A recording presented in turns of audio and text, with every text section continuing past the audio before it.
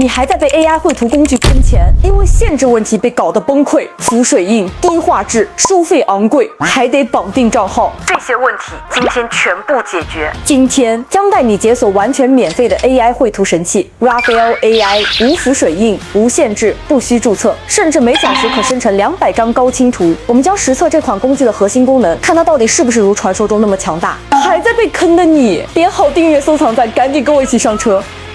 我没上车。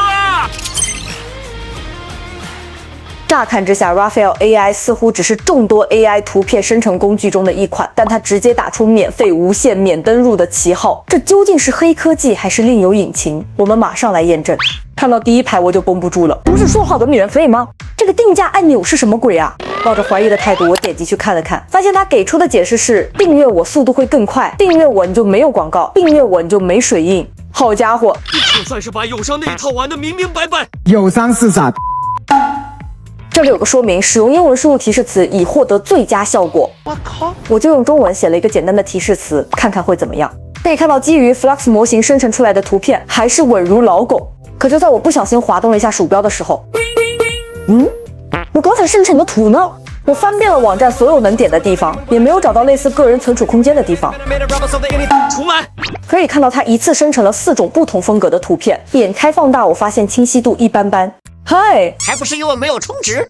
不过它很贴心的为大家准备了一个精修功能，我们来看看效果。就可以看到对比起来，不管是精细度还是清晰度都有一定的改善，区别还是有的。要是你觉得这张图你还比较满意的话，请你一定及时下载保存起来。提升难度。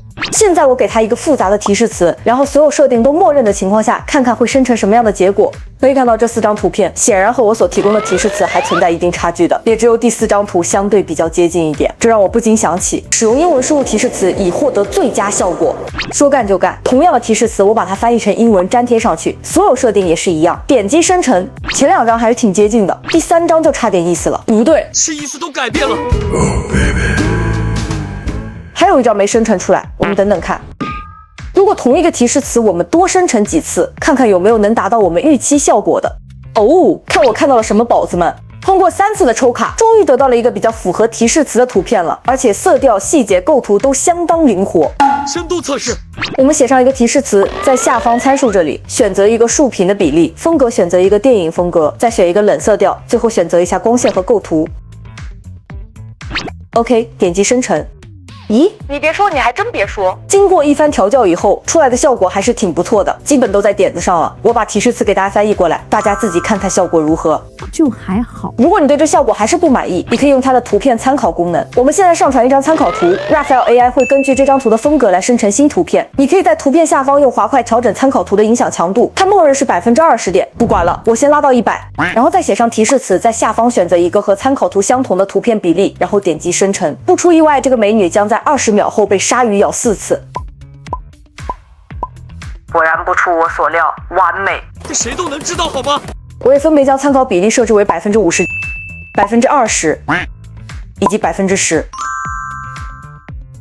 优缺点总结。优势当然就是免费啦，无限制啦，不用担心额度问题，整合了一个升级解析度的功能，还是比较良心。那缺点也是比较明显的，每次生成都要输入验证码，还是很讨厌。图片不会自动保存，刷新页面就会丢失。既然可以选择登录，就不能做个个人图像集这种东西咩？